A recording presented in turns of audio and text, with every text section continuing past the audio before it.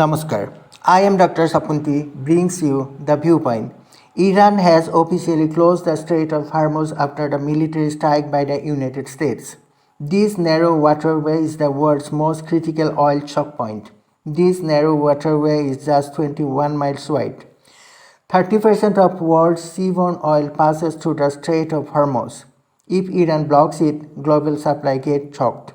This has already led to a sharp rise in crude oil prices, with Brent crude oil touching over $110 per barrel, and it may go higher.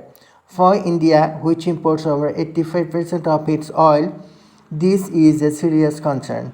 Rising oil prices may lead to costlier petrol, diesel, LPG, and also trigger inflation across food and transportation sector.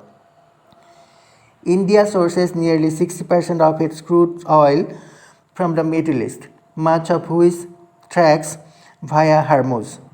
A prolonged closure could disrupt supply chains, leading to fuel shortage or price hikes. Reacting to the crisis, Indian Petroleum Minister Hardeep Puri said, "We are monitoring the situation closely. Strategic oil reserves are sufficient for the short term, and we are in talks with alternative suppliers like Russia, United States, and Africa to ensure continuity." But how will India control rising prices? The government is considering multiple steps like tapping into strategic petroleum reserves, negotiating for discounts with non-Gulf countries, reducing fuel taxes if the crisis continues, promoting domestic ethanol blending to reduce dependence.